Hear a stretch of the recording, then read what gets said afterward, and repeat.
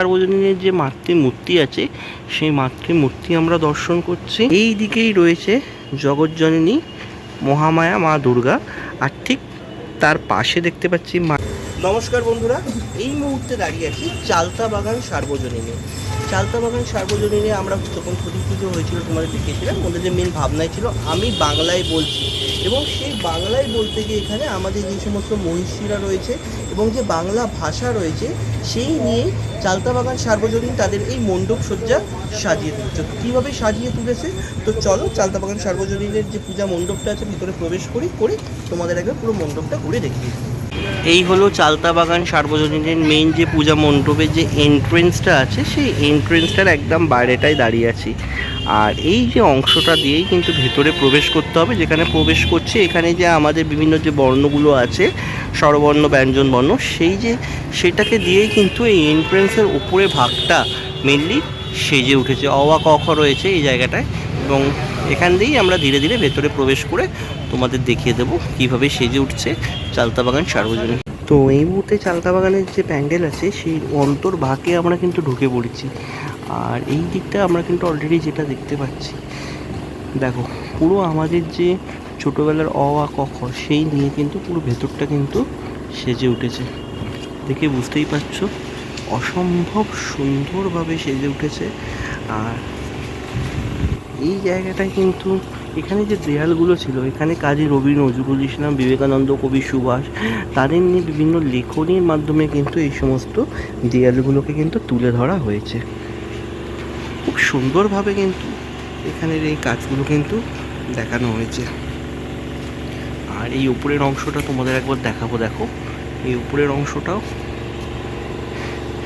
এখানে কবি জীবনানন্দ দাশের একটা কবিতা তুলে ধরা হয়েছে, দেখা যাচ্ছে বাংলার মুখ আমি দেখিয়াছি তাই আমি পৃথিবীর রূপ খুঁজিতে যাই না। আর জাস্ট এই লেখাটাও কিন্তু এখানে তুলে ধরা হয়েছে।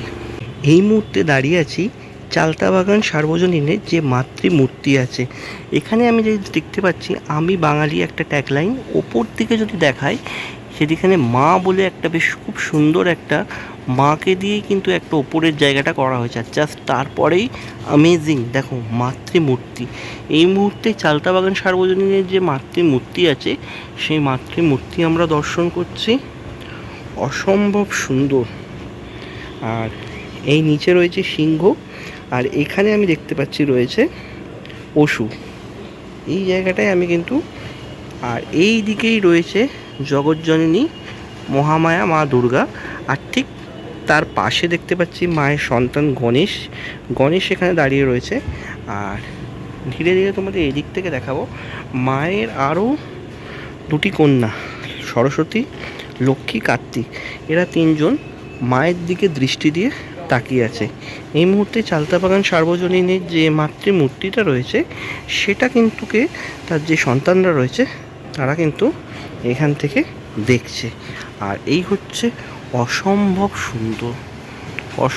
সুন্দর হয়েছে কিন্তু এই বছরের চালতাবাগান সার্বজনীনের যে মাতৃমূর্তি রয়েছে। তোমরা সবাই জানো যে মোট বাংলা ভাষার সংখ্যা নিরিখে পৃথিবীর 7ম সর্বাধিক প্রচলিত এই যে বাংলা ভাষাকে নিয়েই কিন্তু এই বছরে চালতাবাগানের যে পূজা মণ্ডপ সেটা সেজে উঠেছে, এবং বিভিন্ন রকম তথ্য তুলে ধরা হয়েছে। এখানে দেখো কত % মানুষ বাংলা ভাষায় কথা বলছে সেই দৃশ্যটাও কিন্তু এখানে তুলে ধরা হয়েছে। এবং ভারতবর্ষ এবং বাংলাদেশের যে জাতীয় সঙ্গীত কবিগুরু রবীন্দ্রনাথ লিখে দিয়েছিলেন সেটাও এখানে দেখানো হয়েছে, যে দুটো দেশের যে জাতীয় সঙ্গীত সেটা কিন্তু বাংলায় লেখা হয়েছে। তারপরে চলে আসি, বাংলা হচ্ছে বিশ্বের 5ম বৃহত্তর মাতৃভাষা, সেটাও কিন্তু এখানে তুলে ধরা হয়েছে। এছাড়াও এখানে দেখা যাচ্ছে 2024 সালে 3রা অক্টোবর ভারত সরকার বাংলাকে ধ্রুপদী ভাষার মর্যাদা প্রদান করেছে, সেটাও কিন্তু এখানে দেখানো হয়েছে। চালতাবাগান সার্বজনীনের ভেতরে যখন প্রবেশ করলাম, এখানে কিন্তু যে পুরনো যে আমাদের বেঙ্গলি বইগুলো রয়েছে, বাংলার ছোট গল্প, বাংলার ঐতিহাসিক যে সমস্ত বইগুলো, সেগুলোকেও কিন্তু এখানে আমি দেখতে পাচ্ছি অলরেডি তুলে ধরা হয়েছে। দেখো তো চালতা বাগানের পুজো মণ্ডপের ভেতরে তো প্রবেশ করে গেলাম, আর প্রবেশ করার পরে এখানে আমি দুজনকে দেখতে পাচ্ছি। আমাদের একজন হচ্ছে আমাদের রবীন্দ্রনাথ ঠাকুর আর নন্দলাল বসু। মানে যেহেতু বাংলায় বলছি এবং বাংলাকে নিয়েই যেহেতু এই পুজো মণ্ডপ সেজে উঠেছে, তো এখানে পুরো বাঙালিরই আমি সমস্ত কিছু দেখতে পাচ্ছি। যে আর এখানে যেটা আমি দেখতে পাচ্ছি যে সহজ পাঠের কিন্তু বিভিন্ন, যেরকম এখানে একটা দেখতে পাচ্ছি আমরা যেরকম ছোটোবেলায় পড়ছিলাম ছোট কোকা বলে অ আ শেখে নিত সে কথা কওয়া, এই জাস্ট পুরো এইভাবেই শরৎচন্দ্রের মানে সহজ পাঠের বিভিন্ন পাঠগুলো কিন্তু এখানে তুলে ধরা হয়েছে। দেখো প্রত্যেকটা সহজ পাঠের যে, হয়তো এখন আমরা অবশ্যই অনেকেই ভুলে গেছি সহজ পাঠে সেই লেখাগুলো বা পড়াগুলো, কিন্তু এখানে এসে কিন্তু একবার সেগুলো কিন্তু আমাদের ঠিক মনে পড়বেই। ঠিক চালতা বাগান সার্বজনীনের পূজা মণ্ডপ কিন্তু ঠিক সেরমভাবেই কিন্তু এই বছরে সেজে উঠেছে। চালতা বাগানের প্যান্ডেলের ভেতরে যখন প্রবেশ করলাম, তা এখানে একটা বেশ খুব সুন্দর আমাদের জাতীয় পতাকা নিয়ে খুব সুন্দর একটা কাজ করা হয়েছে। তারপরে ধীরে ধীরে জাস্ট একটু এগিয়ে গেলাম, এগিয়ে গিয়ে এবারে আরও কিছু মনীষীদের আমরা এখানে ছবি দেখতে পাচ্ছি। এরকম এখানে কাজী নজরুল ইসলাম রয়েছে, আর ঠিক এখানে রয়েছেন বিভিন্ন তাদের জ্বালাময়ী যে সমস্ত কবিতাগুলো ছিল, সেই কবিতাগুলো কিন্তু এখানে আমি দেখতে পাচ্ছি দেখানো হয়েছে। এখানে বন্দে মাতরম রয়েছে, এই কবিতাগুলো জাস্ট আমি এখানে দেখতে পেলাম। ঠিক তারপরেই চলে আসি এই জায়গাটায়, একদম সামনে খুব সুন্দরভাবে এখানে সহজ পাঠকে দেখানো হয়েছে। তোমরা সবাই জানো যে আমরা ছোটোবেলাদের পাঠ্য বইতেই আমাদের সহজ পাঠ ছিল, সেই সহজ পাঠ এখানে আমরা দেখতে পেলাম।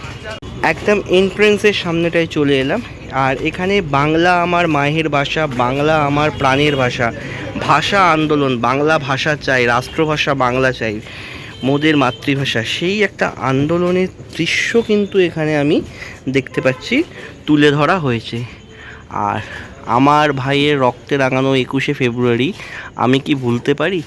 জাস্ট অসাধারণ ট্যাগলাইন এই জায়গাটায় চালতা বাগানে আমি দেখতে পেলাম।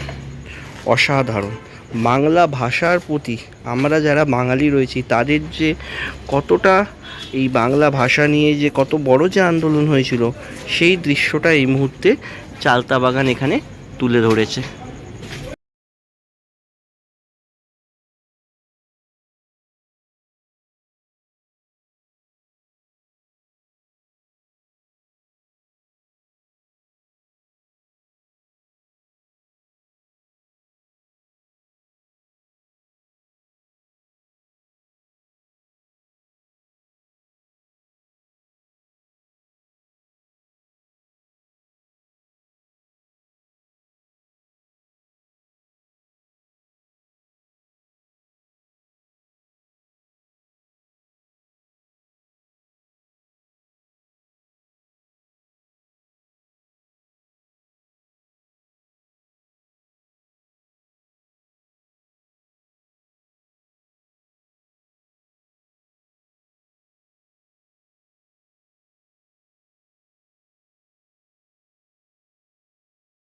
আর এই মুহূর্তে চালতা বাগানে ঠিক প্রবেশ করার মুখে জাস্ট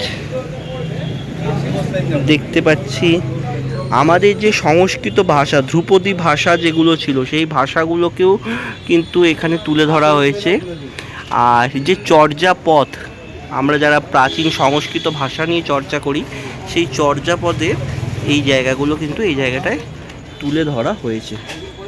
চলে আসি এই দিকটায়, এই দিকটাতে আমি দেখতে পাচ্ছি বিভিন্ন যে ভাষাগুলো অপভ্রংশ হয়েছে, সে অপভ্রংশ করে যে সাহিত্যিক রূপ, প্রাচীন ভারতীয় আর্য যে পুরো যে ভাষার যে মানে ইন্দো ইরানীয় ভাষাটা হচ্ছে মেইন তোমার এখানে রুফটপ, সেই জায়গাটাকে কিন্তু এখানে দেখানো হয়েছে। দেখো পুরো জায়গাটাকে এখানে তুলে ধরা হয়েছে।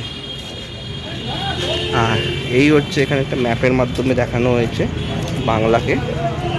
দেখো এই জাস্ট একটা ম্যাপের মাধ্যমে কিন্তু এই জায়গাটায় আমাদের বাংলা এই জায়গাটা আমাদের সেটাকেও দেখানো হয়েছে। চালতাবাগান সার্বজনীনে। তো বন্ধুরা, চালতাবাগান সার্বজনীনের পূজা মণ্ডপের পুরো কমপ্লিট লুক তোমাদের সঙ্গে শেয়ার করলাম। আমি বাংলায় বলছি, সেই নিয়ে চালতাবাগান সার্বজনীন সেজে উঠেছে। আমাদের বাংলা ভাষাকে নিয়ে চালতাবাগান সার্বজনীন সেজে উঠেছে, আমাদের ভাষা আন্দোলন নিয়ে চালতাবাগান সার্বজনীন সেজে উঠেছে। তো তোমাদের কেমন লাগলো চালতাবাগান সার্বজনীন অবশ্যই জানিও। আর হ্যাঁ, অবশ্যই চ্যানেলটাকে সাবস্ক্রাইব করে পাশে থেকো, কারণ এরকম আরও প্যান্ডেলের আপডেট আসতে থাকছে আমার চ্যানেলে। তো তোমরা সাবস্ক্রাইব করে পাশে থেকো। দেখা হচ্ছে খুব তাড়াতাড়ি। সবাই ভালো থেকো। জয় মা দুর্গা।